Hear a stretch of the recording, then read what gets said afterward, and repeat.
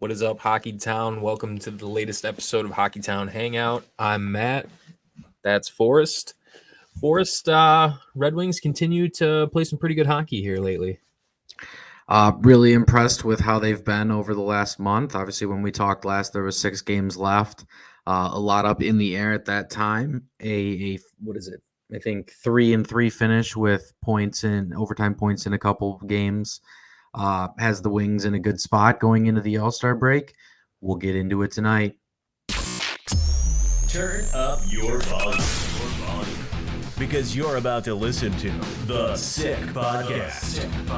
Hockey Town Hangout. Brings it in, scores! Oh, his first NHL goal is a beauty! The sickest Detroit Red Wings podcast. It's gonna be sick. So, since the last time we talked, we had 6 games left here till the All-Star break, away at Carolina, and then a 5-game homestand here, Tampa Bay, Dallas, Philadelphia, Vegas, and Ottawa. Loss in regulation to the Hurricanes 4-2, win in regulation against the Lightning 2-1, loss in regulation against the Stars 5-4, regulation wins consecutively against Philadelphia and Vegas 3-0 and 5-2, and then a 3-2 overtime loss to wrap up the pre-All-Star break against the Ottawa Senators. Forrest, your thoughts on this little stretch here as we hit the All-Star break? I can't remember exactly what we said, but a mixed bag, I'm pretty sure, is what we both said. With I'm pretty sure we each had like 2 losses, maybe picking up a couple points in OT and shootouts. Overall, I think with one of the best games I've seen the Wings play in a long time against Vegas, just a dominating effort. I think that one really stood out to me, including the shutout against Philadelphia.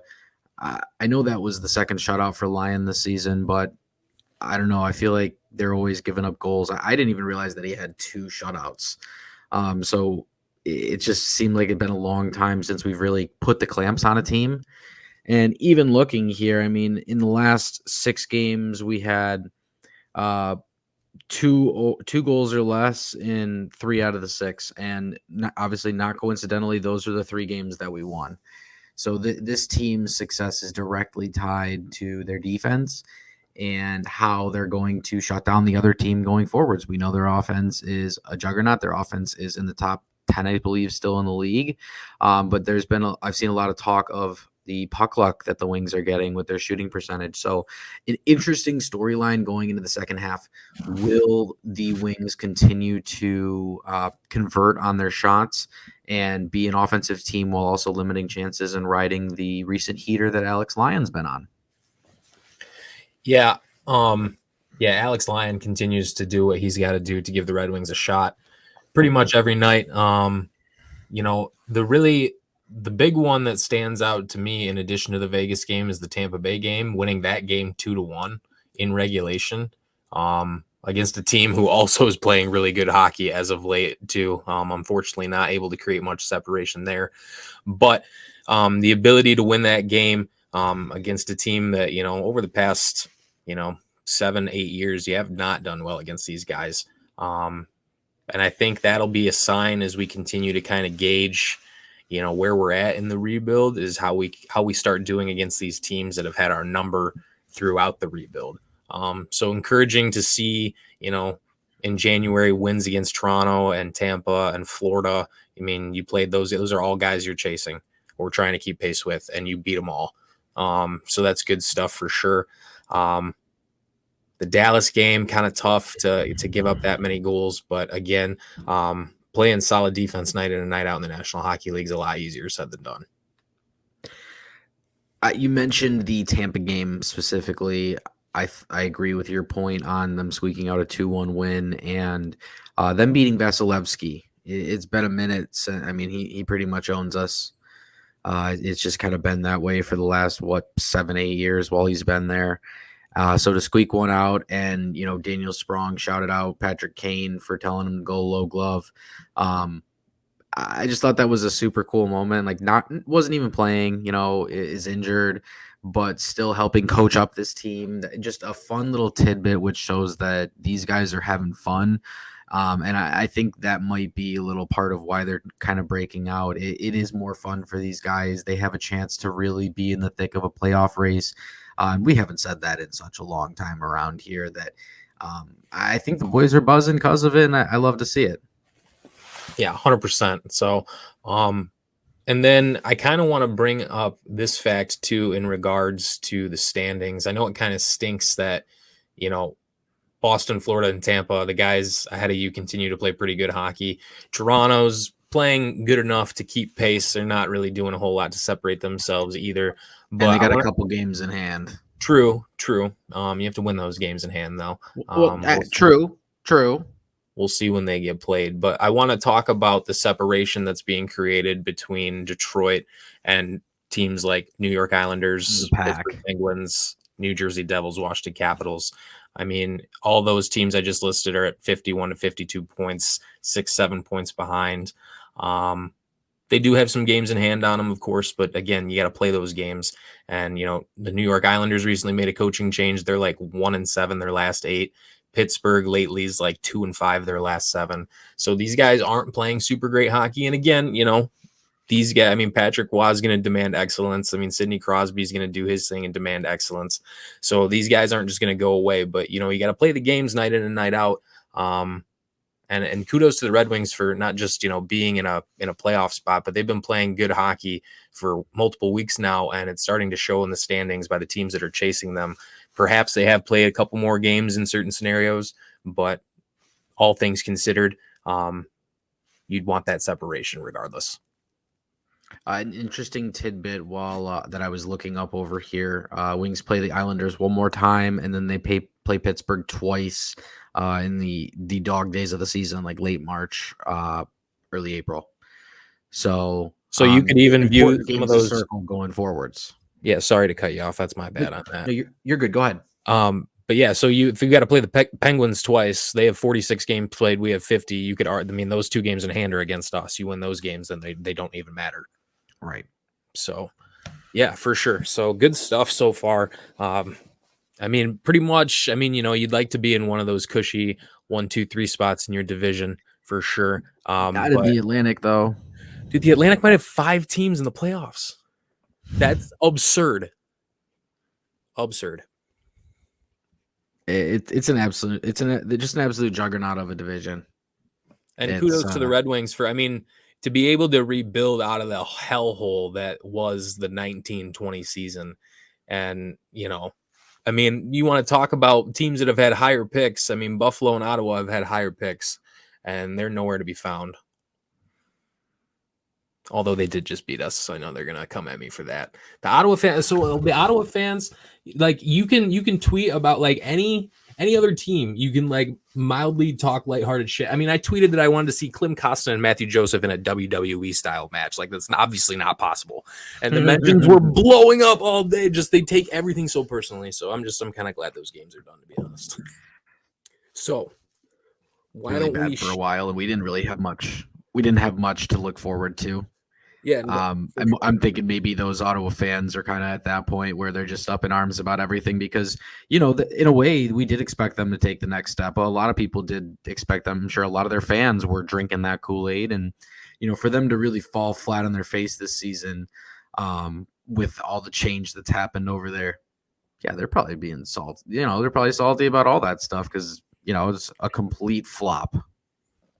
And I challenge any fan base to see their captain lying lifeless on the ice and then just like talk to me at that point and tell me what emotions you feel. I'm not even affiliated with the team, and it made me so angry. Just never good. Regardless, seeing anybody down on the ice, but yeah, especially if it's your captain, somebody that, you feel some type of way when that happens. So switching gears, we've had a really good January here.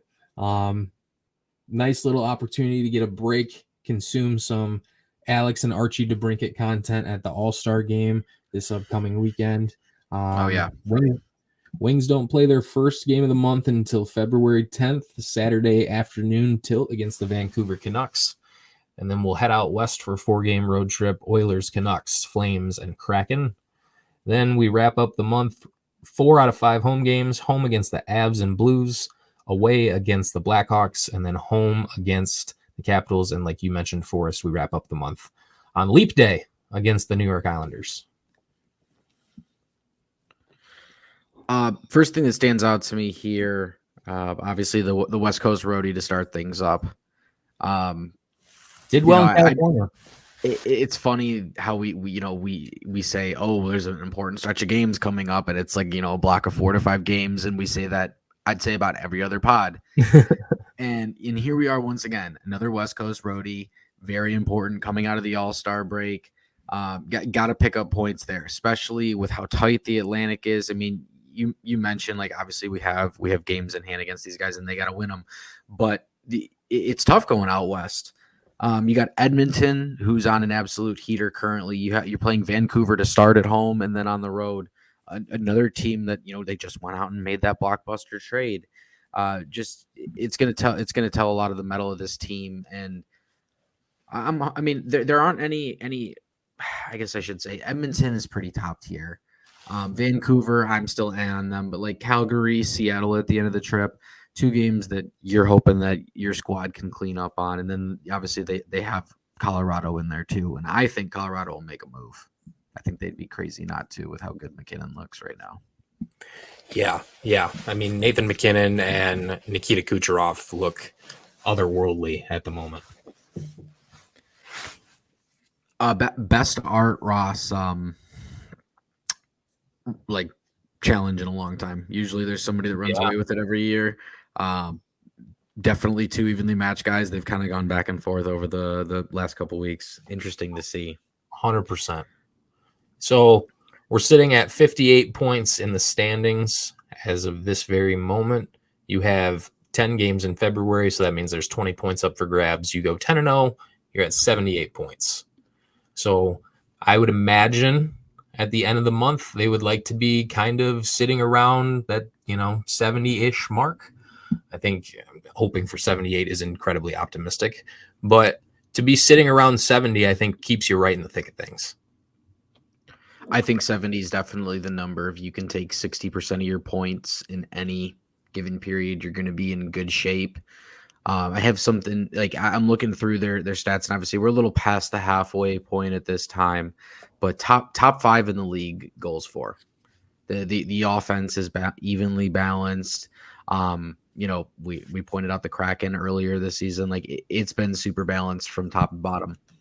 The problem is obviously defense. We beat that dead horse quite a bit here. 22nd in the league, so bottom 10, bottom 33%. So it's just like power play, penalty kill, 11th, 10th. Room for improvement, but yeah, overall, I'd say ahead of where we thought they'd be, which is interesting. And I know you mentioned DeBrincat and his son Archie at the All-Star game. That's so freaking cute. First off, but DeBrincat, a very, very deserving All-Star, his first year in Detroit. I think about as much as we could have asked about him. What are your thoughts on DeBrincat with his first 50 games here in the winged wheel? I mean, if I can be really honest, I thought he had a pretty average January. I don't think he was even in like the top 7 or 8 guys in terms of points for the month. So he's got to get going. Hopefully post break, Kane comes back. I would just put Larkin and Kane and DeBrincat on the same line and try and get Kane and DeBrincat feeling good. Larkin can eat up points on that line easily. I think that's where I would start because you really need to get DeBrincat going. The last, we got 50 games, so these 32 games left, a couple months, 2.5 months of the regular season. Like, really got to focus on, having your best players be your best players and putting them in positions to succeed. And I think we did see some pretty quick success with Kane and DeBrincat playing together. But, big picture, through 50 games, I mean, I think that's what you pretty much would hope for from Alex. Obviously, you want to see some more pucks go in the net. It's looking right now like Dylan Larkin might be our 40-goal scorer and not Alex DeBrincat, which is kind of wild. But I guess it doesn't really matter how you get there in the end. But I would like to see I'd like to see the coaching staff try and put him in some positions to succeed a little bit more. And I think really playing with 71 and 88 is the way to do that. I think that's interesting because Larkin starts a lot in the defensive side. The defensive zone starts off, takes a lot of tough D zone faceoffs. I'd be interested to see DeBrincat and Kane out there and what kind of impact that would have defensively. I think it's worth experimenting, just because.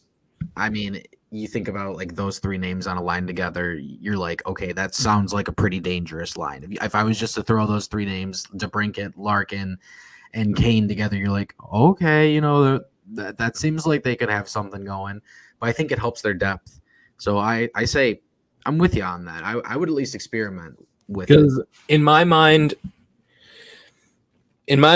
Cops line has become an identity line, like we've all seen. Like I would trust them in any D zone face-off situation personally.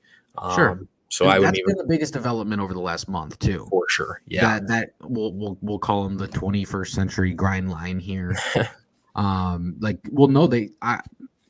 saw Prasant tweet something out that like they're getting quality defense, like tough matchups, and they're absolutely shutting down people.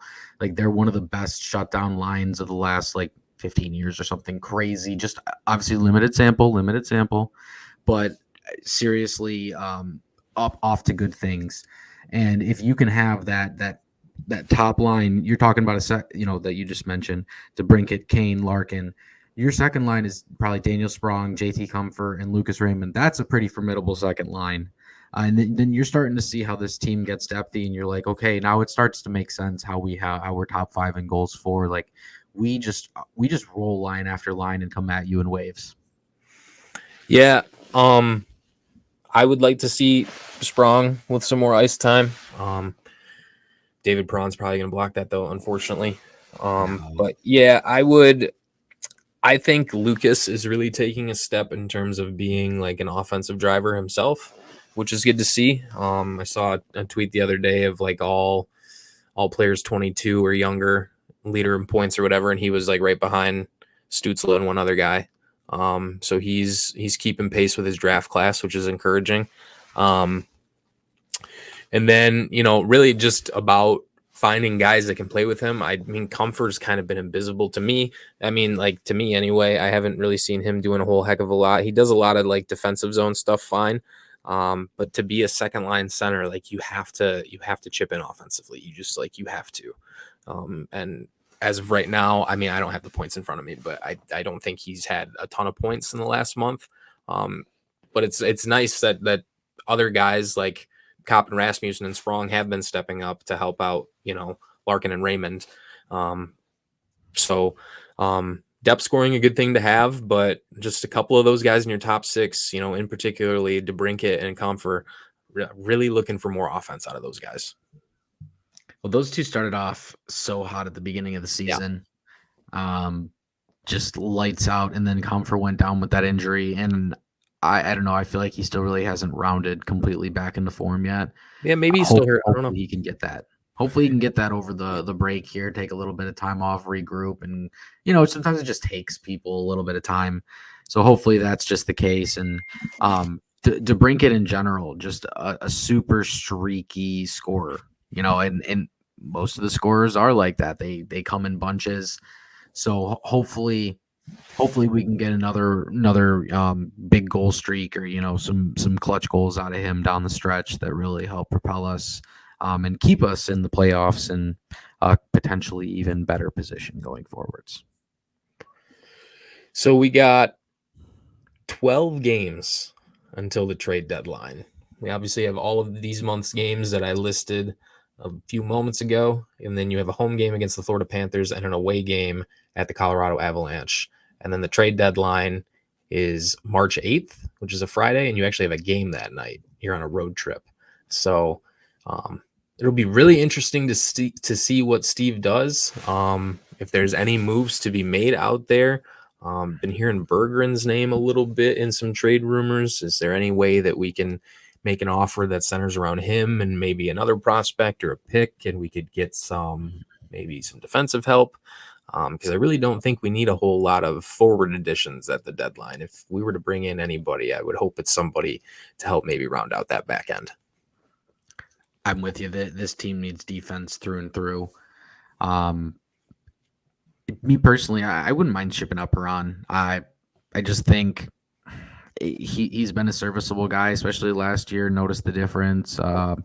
He's a good leader on this team, but I just think that with the depth we have and stuff, I just really don't think there's a place for him on this team going forwards.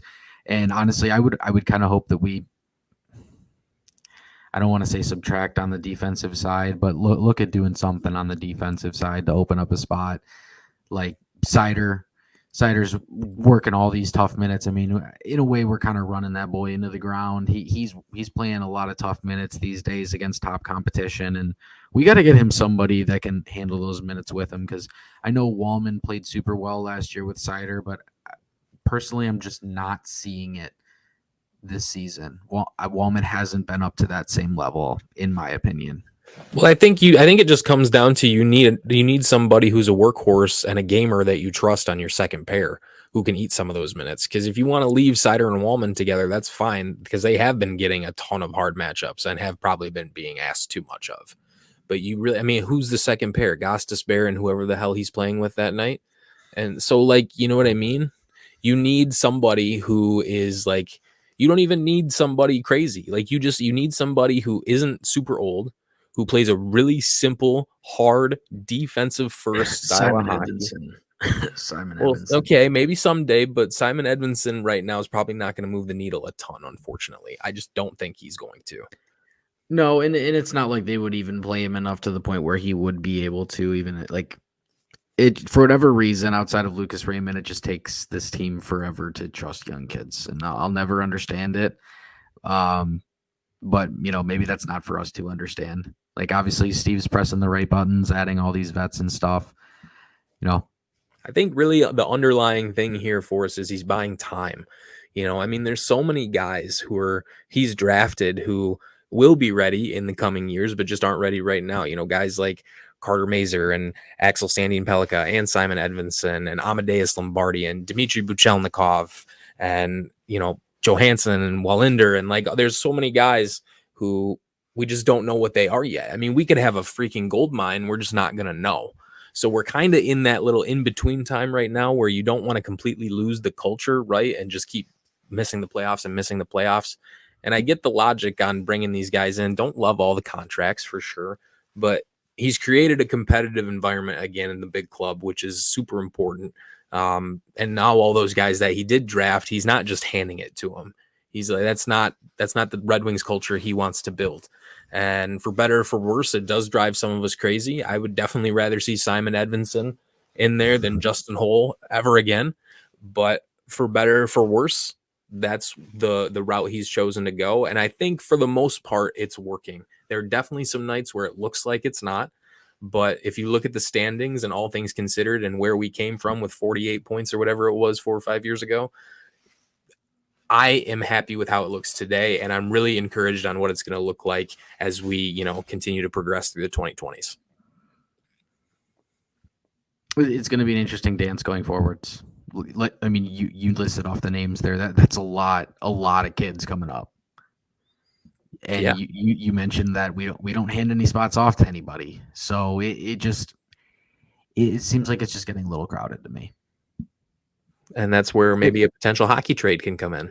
Would love that. But I'm just thinking, defense. Next year, I'm pretty sure we already have 6. The only defenseman we lose is Gostisbehere after the season. I'm pretty sure we still have 6 defensemen for next season. I don't know. Something just isn't adding up. I would hope there's some kind of hockey trade Steve has up his sleeve. I would love for not saying that we're trading to punt on the season or trading stars away, but getting rid of a Perron, hockey trade, even just for a mid-round pick, opening up some space, playing a Berggren, getting somebody different some ice time, letting Joe V play up a little higher. I don't know what it is, but just tinkering with the lineup going forwards, because this team is going to change over quite a bit over the next couple of years. So it'll be interesting to see that dance going forwards as contracts come off the books.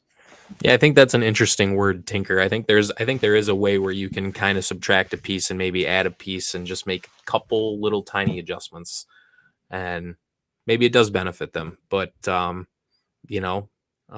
really, really, really want to see that defensive core situation addressed. Obviously, we might be SOL for this season. And also, we're not going to be able to buy out any of these guys because we already have 2 buyouts going for next year with Kyler Yamamoto and Justin Applicator. But perhaps the year after that, one of them might get bought out. But, I mean, who do you even trade one of these guys to? And also, if Steve Yzerman isn't afraid to waive, like, fan favorite hometown guys like DeKaiser and Abdelkader, like, you can't be afraid to waive a guy like Justin Hole if it's just not working. You mentioned the name Justin Abdelkader. How wild is it that they're still paying him? Yeah, maybe he gets paid like a little over $1 million every July. He's like that one baseball guy, but his is going to run out a lot sooner. That's funny. A name I have not heard in a minute. Justin Abdelkader. Yeah, I saw him at Somerset a couple months ago. Didn't Man, bother. Pavel Datsyuk made that man like, what was it, $28 million off that one season where he scored 20 goals. Yeah. Wonder if Pav still like Venmo request him once in a while. You buy or whenever he's in town, he buys dinner right. for Pav.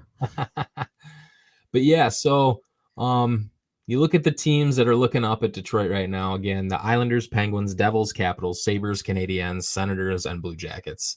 I think we can eliminate those bottom 4 as threats.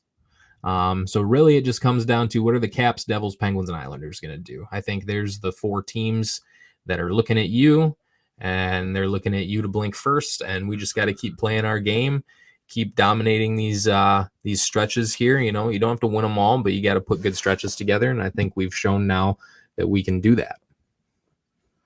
I think we can eliminate the Caps too. Really, the two in my mind are the Islanders and the Penguins, and I don't know. I've been hearing all these rumors about Jake Gensel getting traded, and honestly, if they trade Jake Gensel, like, I think we can probably pretty safely eliminate them too.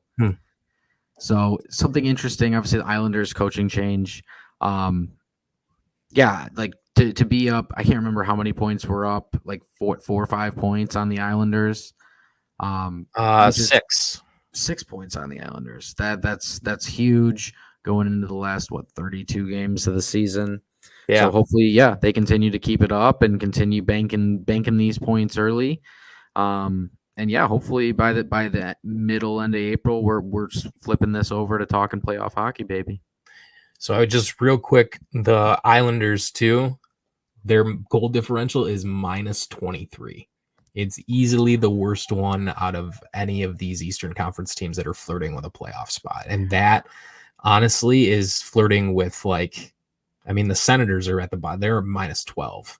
I mean, you're really getting into like Blue Jackets territory with that. I'm not sure if that holds up. So you just gotta play the games. You gotta play the games, and they've been exciting to watch for sure. You play to win the game. The game. Well, gang, should we call it a night? We shall. Thanks for joining us, everybody. Jim Harbaugh, I miss you. This is a Jim Harbaugh. And that's a wrap. Hope you don't miss us too much until next time. Follow the Sick Podcast Hockey Town Hangout on YouTube, Facebook, Google Play, and Apple Podcasts.